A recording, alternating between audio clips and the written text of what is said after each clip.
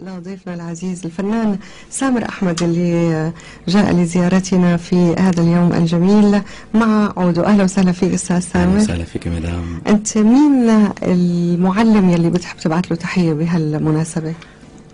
معلم موسيقى، معلم مدرسة، معلم شعر؟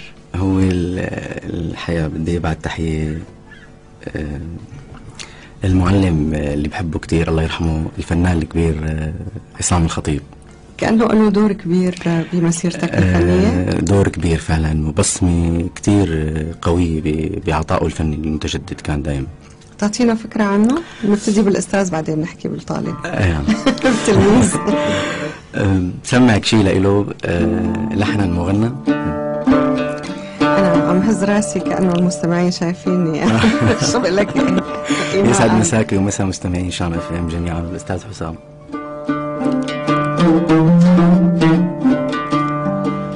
خلي الشعر مفلوش من فوق الصدر، تتراقص النهدات لما بتنهدي،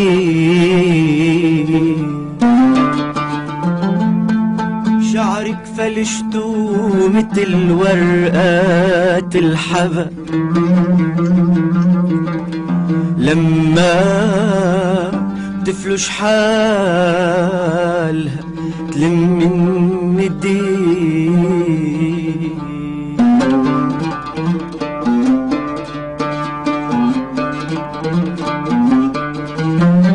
مثل القصب متخصور وواقف على حيلك، هوي جدايلك ترقص عجنح الريح والريح تحديلك، ميل على عنات القصب ما أجمل ميلك، ميل على عنات القصب لاسهر واغنيلك، ميل على عنات القصب ما أجمل ميلك، ميل على عنات القصب لاسكر واغني.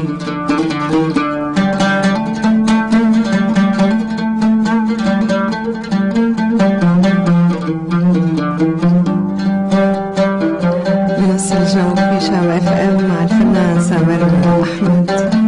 زلتك أنا أجمل حلم بالبال، وكل حلم بهالدنيا بده غزل، زلتك أنا أجمل حلم بالبال، وكل حلم بهالدنيا بده غزل، غزل الهنا وغزل الهوى وغسل الحرير وضمته للشال، غزل وغزل غزل قميص الليل، خلوا القصب يسرق مواويلك، مثل القصب متخصور وواقف على حيلك، وجدايلك ترقص عجنح الريح والريح تحديلك، ميل على عنات القصب ما أجمل ميلك، ميل على عنات القصب لاسهر واغنيلك. يا فارس بلا خيل خيال تلومه، هديت منه الحيل وعيونك خصومه، يا فارس بلا خيل خيال تلومه، هديت منه الحيل وعيونك خصومه، غاويت ورقص بقميص الليل، بال القمر تتحرقص نجومه، والشمس غزلت غزلها من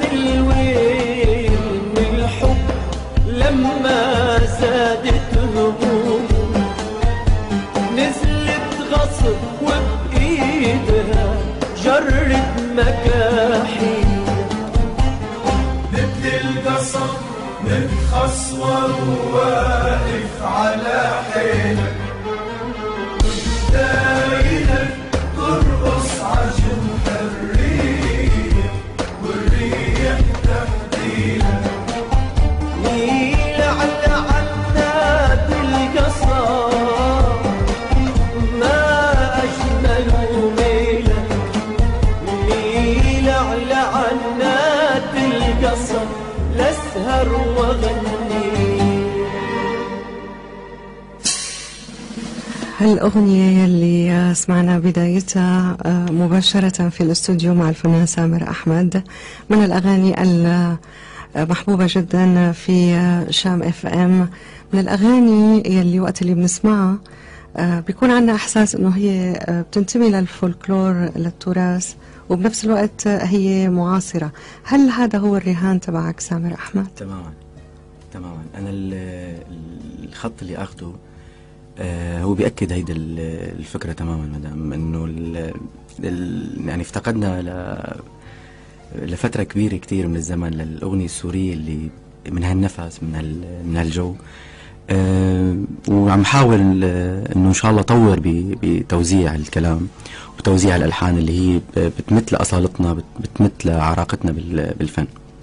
ليش يعني مثلا هذا فن شعبي تراثي بنفس الوقت، ليش في أحيانا صورة مو كتير إيجابية عن الغناء الشعبي برأيك؟ يعني سؤال ما بعرف مو شو هذا المقصود يعني طبعا مو هذا اللون اللي أنت عم تحكي. لا هو للأسف يعني طريقة التوزيع، طريقة التعامل مع هذا الفن، ونأمل انه ما يتعمم هذا الفن يصير هيك بشكل عام. عم نحاول نحن نكون انه نؤدي الفن الجميل الجيد اللي بمتاز فيه الأغنية السورية بصراحة. وطبعا في إقبال كتير شديد على اللون يلي بتقدمه سامر أحمد. أنت من اللاذقية؟ تمام. طب خلينا نحكي الحكاية من الأول. كان يا مكان سامر أحمد. أيوة أنا من مواليد دمشق. دمشق. بس ليش افتكرتك مواليد لاذقية؟ بحكم عمل الوالد كان، فكنا هون بالشام منطقة المزرعة، فانتقلنا على اللاذقية وأنا ساكن بقرية كتير جميلة اسمها عين البيضاء مشقيتها، المنطقة الجميلة.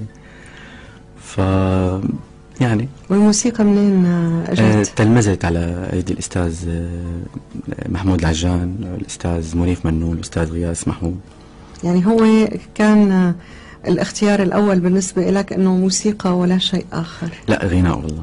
بس أنا موسيقى وغناء طبعا يعني مو انه مهنه اخرى. لا درست كلية تربية وبعدني عم كفي فيها، بس ولكن الفن أخذني لجو بشكل أقوى. طيب المفصل الأولاني بمسيرتك الفنية إمتى كان؟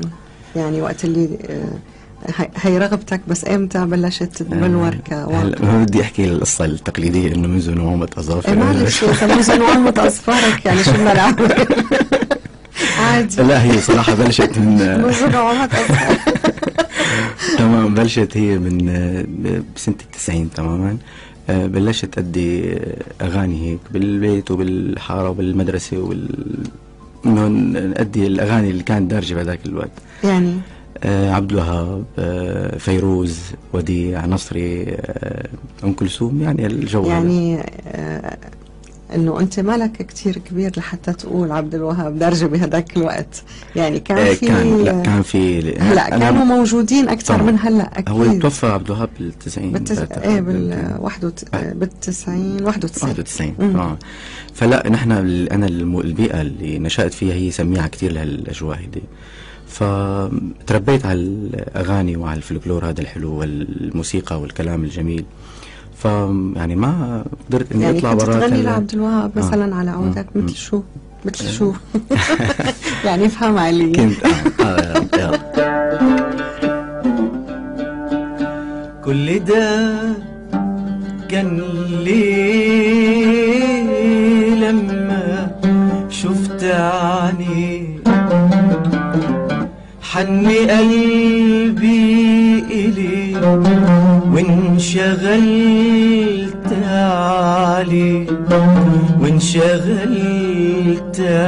عليه كل ده كان كان ليه ليه ليه ليه ليه ليه. بعدين قررت انه يكون لك يعني اغنياتك الخاصه، يعني ما عادت تغني اغاني، يمكن بتغني اغاني الاخرين بالحفلات انا بغني بالبرامج الاذاعيه والتلفزيونيه. بغني بس أغاني- لوديع، لفيروز، فيروز، لمرحوم نصري، لمروان محفوظ. هالاغاني هذا اللون كله بغنيه، بس ولكن هو شاءت الصدف اني التقي بالفنان المرحوم عصام الخطيب. هو شاعر وملحن. تماما. فكان لقائي فيه اول شيء، انا كنت تقريبا راح اني اترك الامتهان الفن يعني بال 2002. كنت رح تيأس يعني؟ تقريبا كنت راح اخذ خط عمل ثاني بصراحه. فالتقيت فيه، رجعني انه انه لا، قلت هذا الفن موجود وانا لازم استمر. اول تعاون بيناتكم كان بمثل أصاب، وبعدين أخذت منه مجموعة. أخذت مجموعة منه طبعا. هو توفى الفنان ب 2007. فأنا كان يعني بتنازل لي عن كم هائل كتير من أغاني اللي أنا بعشقها. فهلا عم أنتج أغنية، وأنا بتشكر كتير إدارة شام اف ام اللي ساعدتني كتير بانتشار هالأغاني، وأنتجت لي يا ورد كمان. صحيح، بنسمع يا ورد. نسمع يا ورد. أول شيء على العود. تمام. بس بدي نبه انه هي الاغنيه من كلمات والحان عصام الخطيب اكيد، بس هي انتشرت كتير بصوتي طبعا، بس باسم مارسيل خليفه. بنوجه يعني تحيه كبيره كتير للفنان اكيد طبعا. بس شلون بصير هيك؟ يعني خطا حدا مخطئ ومنتشر الاغنيه على النت بالموبايلات. هلا بنسمع بنشوف اذا كان في مجال للالتباس يعني.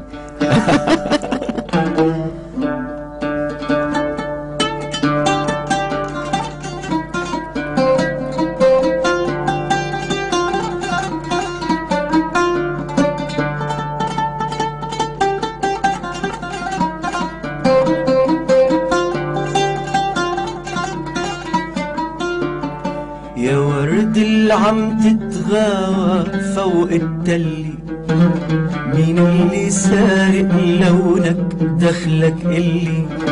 يا ورد اللي عم تتغاوى فوق التلي، مين اللي سارق لونك دخلك إلي؟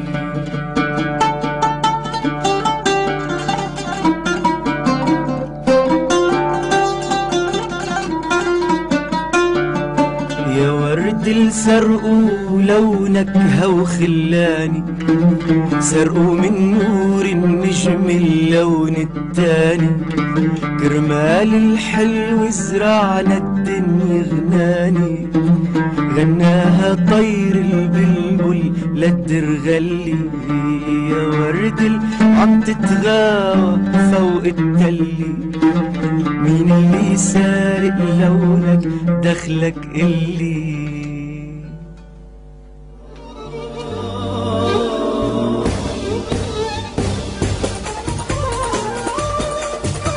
يعني حلو كتير، غير انك عم تعزفها على العود ما في مجال للغلط. سامر أحمد.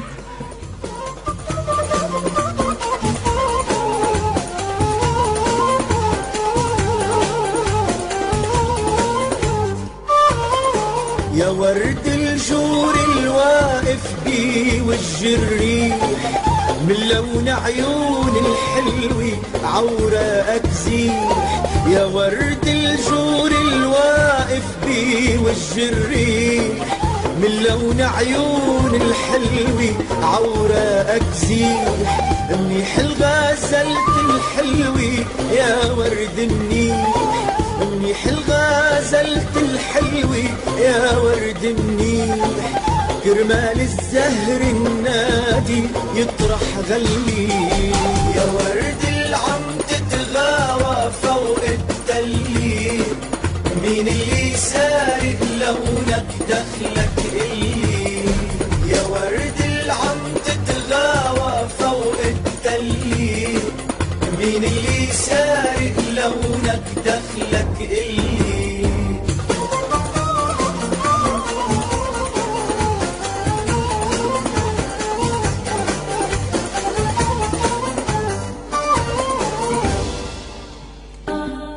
في أغاني للورد وأغاني للقصب، مفردات من الطبيعة كتير، هيك تقريبا مجمل أغاني. نحن هدول اللي سمعناهم هلأ من عصام الخطيب كونه كان ضرير فبيفتقد دائما للصورة البصرية، فكان دائما يذكرنا بالشغلات اللي نحن ما بنشوفها بصراحة. هو شايفها. قديش عندك من أرشيفه حابب تظهره؟ نحن سمعنا هلا انت. هو تقريبا يعني بأرشيف عصام حوالي 300 أغنية، يعني إن شاء الله أقدر أدي 150 منهم منيح، يعني كويس إن شاء الله يساعدني الأمر. يعني هلا عم تشتغل مع فرقة؟ هلا عم حضر لعمل راح يتم إطلاق مجموعة من الأغاني، منهم كلهم له؟ في معظمهم في منهم للفنان والشاعر مازن الخطيب، كمان راح أسمعك شيء كتير حلو له. في لشاعر جميل جدا وممثل هو مولود داود من السلمية. وفي أغاني لإلي كلمات وألحان هي يعني تقريبا ممنوعة من الجاز، يعني هي شيء مختلف تماما. راح أنوع بالطرح بصراحة. هي فرقة اسمها فرقة غير شكل، شباب خريجي فرقة مختلفة غير اللي بتقدم مع هي غير زواريد طبعا. فرقة غير شكل تماما. هيك اسمه تماما. بتعطينا فكرة عنه؟ هني شباب خريجي كلية تربية موسيقية، موهوبين على سوية عالية كتير من الفنية بالعزف والأداء. التقيت أنا وياهم مرتين، تحاورنا أنه نأدي هالأغاني لأنه هي فرقة يعني فيها عدد موسيقية، يعني يمكن الآلات بتكون مختلفة تماما، بس وصلنا لنتيجة أنه نأدي للفن هذا الشرقي بطريقة جديدة وبتوزيع جديد وبنفس جديد. فينا نسمع مثلا شيء هلأ منهم ولا صعب إلا لازم تكون كل الفرقة موجودة؟ طبعا، بس هلا أنا كونه معي العود راح أسمعك شيء على العود. راح أسمعك أغنية جديدة عم أديها، عم سجلها بهالوقت هذا باستديو سعد الديب الشاعر والفنان الكبير نعتز فيه، اسمها أطف من ورد القلب. كلمات والحان المرحوم عصام الخطيب. لف بقميصك تلج سنين وتعي، ومثل الحرامي غازليني وارجعي. اوف لو ما القميص يلف تلجو عالهدى، كان القميص انشق من قهره معي، كان القميص انشق من قهره معي، كان القميص انشق من قهره معي. أطف من ورد القلب وارمي على هالطرقات، أطف من ورد القلب وارمي على هالطرقات، من شان الحلوين تلموا تغزل عنه حكايات، من شان الحلوين تلموا تغزل عنه حكايات. وكل حلو تقول يا ورد العايق بالطول، وكل حلو تقول يا ورد العايق بالطول. يا ورد انت حكايتي وحدي، خليني على غصنك وردي عم غني فراقيات، خليني على غصنك وردي عم غني فراقيات. باقة ورد لسامر أحمد ضيفنا بنص الجو اليوم، ولا ذكرى الشاعر والملحن الراحل عصام الخطيب صاحب هاي الأغنية. نحن مكملين بنص الجو. بالمناسبة لازم أوصل لك تحيات عم توصل